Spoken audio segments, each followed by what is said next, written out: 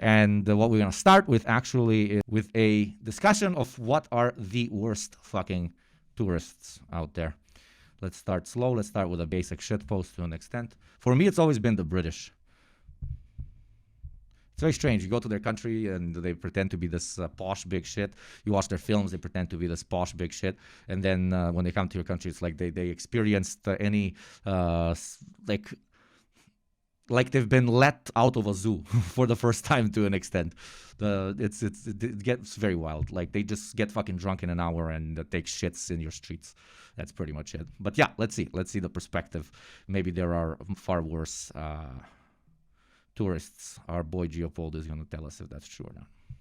Which country has the worst tourists? From the sunburnt, wrinkly British lads to the hairy Balkan dads, we're going to cover all of the notorious nationalities, alright? First off, probably the most infamous of them all, Chinese tourists. Now, over the years, they've gained quite a reputation. Infamous Chinese tourists? They're the least fucking infamous tourists you can find. They don't bother anybody. They just go around and take their photos and chill and try the local cuisine. It's like you don't notice Chinese tourists, except them being physically there. I feel like there's some British subjectivity coming in off of this video. I feel a bit of British into-soy mentality. But let's see. Including talking at an obnoxiously loud volume, being mean to minimum wage workers, and, let's say, relieving themselves in public. I don't think that's really a fair... That is literally British people. Fucking shouting at everybody, expecting everybody to speak English, taking shits absolutely everywhere. Absolutely fucking everywhere. Pissing themselves, sitting in their own fucking vomit and disgust. Not being able to afford 2 fucking beers, fucking Stella, over back in the motherland. And because of that, they come over to the fucking Eastern Europe. And they fucking expect everything to be either free or exceptionally polite towards our great British white overlords whenever they come over. That's fucking okay. Representation of the entire Chinese foreign tourism industry. I actually think if we're talking lack of manners or obnoxious loud rudeness, American tourists are like 10,000% worse. And the truth is, these Chinese tourists are the only people keeping multiple outdated industries alive. I mean, have you ever seen anyone...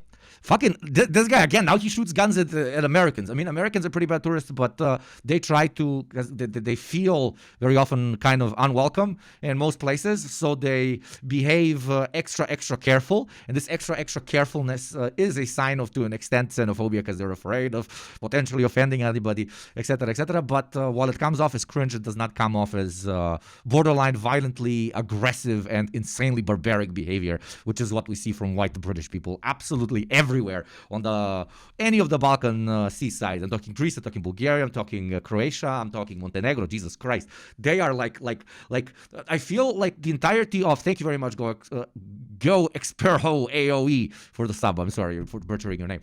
What did I want to say? Yes, it feels like, thank you Aiza for the sub, it feels like the entirety of the British Isles, specifically around England, are just a massive prison, and whenever they visit any other fucking outside country, it's like as if they smelled freedom for the fucking first time, man. We need to save the English laborer from its one state, one prison policy. Anyone else travel in a guided tour or use brochures or take photos using portable cameras, not their phones? Like, bro, without Chinese tourists, who is going to drink all the imported Tsingtao? But the real question I want answered is why they even go abroad in the first place, when they have their own replica cities of Paris and London and many different tourist destinations within China. Not only are they way cheaper, also... Yeah, and you know who else does? Fucking America. Have you ever heard of this city? Arguably the most popular fucking tourist destination in the fucking country. Oh, what do we see here? We see England, we see Egypt, we see Paris, we see absolutely everything. I love these fucking videos that talk shit about, not talk shit, but they're like, man, China is so weird. They have like these cities that are completely designed to look like another place from, other parts of the world, like Europe or America. And yet the fucking Americans invented this shit. Are you fucking kidding me? It's fucking Las Vegas. But they haven't only invented this shit. They do this type of shit to it. I mean, I'm very proud of this fucking post. Look at this. Gotta love Vegas. Nothing says late American capitalist culture like a bunch of reproduced historic monuments from all over the world with big chips ads on them. Thank you very much for the gifted sub, Noel Castro. So then talking about any other countries being quote-unquote weird because they are developing this or that kind of copy-paste tourist trap is pretty fucking funny. Because you guys invented this thing. Maybe because you fucking need to import big fucking cultural buildings because your whole fucking country is younger than the fucking public toilet I have in front of my building. Okay, back to the video. They're seemingly way cleaner, way safer, way less crowded, have better weather, better food, and most importantly, less French people. Like, bro, if anything, we gotta start traveling over there to our own cities as tourists. Talking about staying within a familiar environment, these next tourists have absolutely boycotted the aviation industry. These guys are the reason why European airlines are going out of business. But before I reveal what tourists I'm on about, I gotta quickly tell you about World of Warships, the action-packed, thrilling, free-to-play game of alien classes, including gay iconic ships. Sign up now using the first link in the description and use the code BRAVO to receive a huge starter pack including 500 doubloons, 1.5 million credits, 7 days of premium account time, and a ship. Anyway, Balkan tourists exclusively travel by car, even if it costs way less and is way Balkan mentioned, motherfucker. Balkan mentioned. Okay, let's see if I got so triggered from the attack of my Chinese camaradas. I can imagine how triggered I'm gonna get from this shit. Let's see. Quicker to fly from Belgrade to Budva, for example. You bet ya Marco is driving. Traveling by car instead of planes allows Balkan families to transport the essential stack of cigarette multi-packs, the cooler full of XL salami, homebrewed rakia and bread rolls, and of course, the biggest Chinese speaker that could be found at the local flea market, which is probably the most essential travel item for Balkanists, since it's well known that Eastern European beaches cannot be enjoyed without blasting patriotic war songs at full volume through terrible plastic speakers. Yeah, but you know why we blast them? In order to fucking zone out of the sound of all the British people there that are fucking, you know, doing very fat and greasy incest. They've been let loose from the leash for the first time.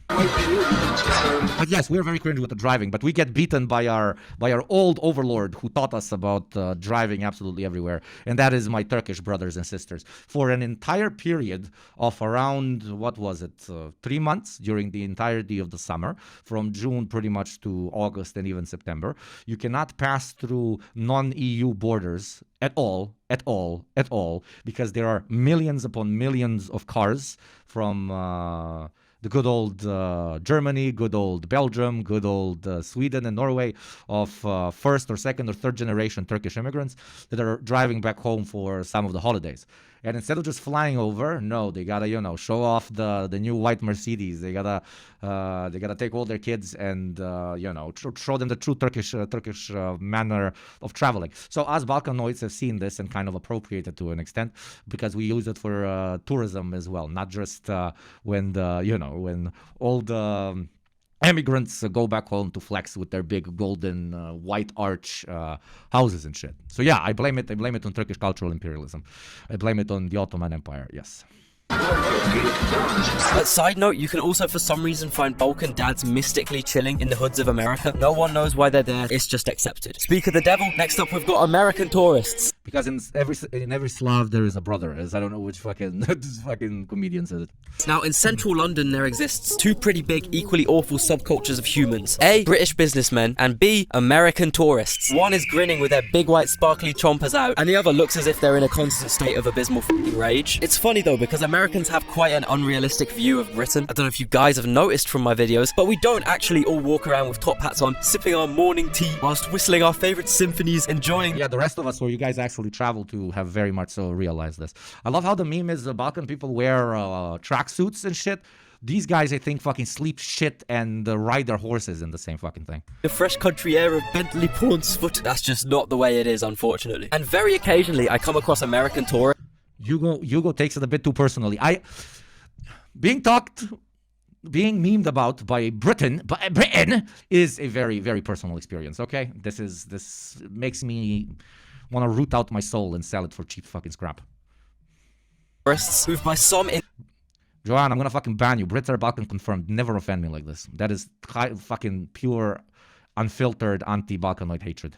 Insane lapse of judgment ended up in Birmingham city centre with that idealistic view of Britain as their expectation, and you can just see the deep set regret, trembling fear, and the This is where ancestors come from. Shocked realization behind their eyes whilst they try and play it off with their optimistic, loud, obnoxious comments. Oh my god, they have a mall here? As I said, guys, London in China, you're probably gonna have a much better time over there. Did you just say the goddamn same word to me, boy? Another group of obnoxious ass tourists are Australians. I swear they exclusively go to Bali because I don't know, they just have to go somewhere that also has f***ed up insects and clubs that play that one fucking Land Down Under remix on loop every night. There's two main types of Australians you can find in Bali. Fucking tradies and the digital nomads / enlightened hipsters. This might be the first time ever that tradies are the better option to chill with, even though they do all think Bali is a country. And it is funny how a lot of, politically correct Melbourne hipsters conveniently forget all the questionable things the Indonesian government's doing when it's time for a luxury Zen holiday. For the sub,